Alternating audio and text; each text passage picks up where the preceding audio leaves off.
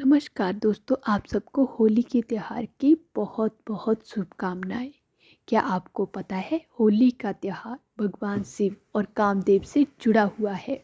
और होली के त्यौहार में रंगों की शुरुआत कैसे हुई।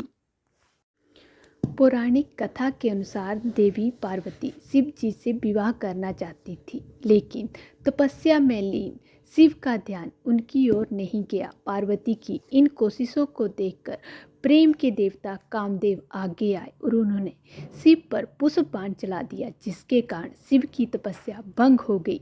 तपस्या भंग होने की वजह से शिव नाराज हो गए और उन्होंने अपनी तीसरी आंख खोल दी और उनके क्रोध की अग्नि से कामदेव भस्म हो गए।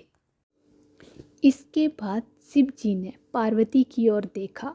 हिमवान की पुत्री पार्वती की आराधना सफल हुई और शिव ने उन्हें अपनी पत्नी के रूप में स्वीकार कर लिया। लेकिन कामदेव के भस्म होने के बाद उनकी पत्नी रति को असमय ही वैधव्य सहना पड़ा। फिर रति ने शिव की आराधना की। वह जब अपने निवास पर लौटे तो कहते हैं कि रति ने उनसे अपनी व्यथा कही। वहीं पार्वती के पिछले जन्म की बातें याद कर भगवान शिव ने जाना कि कामदेव तो निर्दोष हैं। पिछले जन्म में दक्ष प्रसंग में उन्हें अपमानित होना पड़ा था। उनके अपमान से विचलित होकर दक्ष पुत्री सती ने आत्महत्या कर लिया था। उन्हीं सती ने पार्वती के रूप में जन्म लिया और इस जन्म में भी शिव का ही भरण किया। कामदेव ने तो उनका सहयोग ही दिया था। शिव की दृष्टि में कामदेव फिर भी दोषी हैं, क्योंकि वह प्रेम को शरीर के तल तक सीमित रखते और उसे वासना में गिरने देते हैं। इसके बाद शिव जी ने कामदेव को जीवित कर दिया, उसे नया नाम दिया मनसिज। कहा कि अब तुम अशरीरी हो।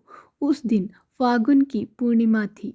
आधी रात के लोगों ने होली का दहन किया। सुबह तक उसकी आग में वासना की मलिनता जलकर प्रेम के रूप में प्रकट हो चुकी थी। कामदेव अशरीरी भाव से नए सृजन के लिए प्रेरणा जगाते हुए विजय का उत्सव मनाने लगे।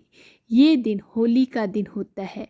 वहीं कई जगहों पर आज भी रति के विलाप को लोक धुनों और संगीत में उतारा जाता है। धन्यवाद।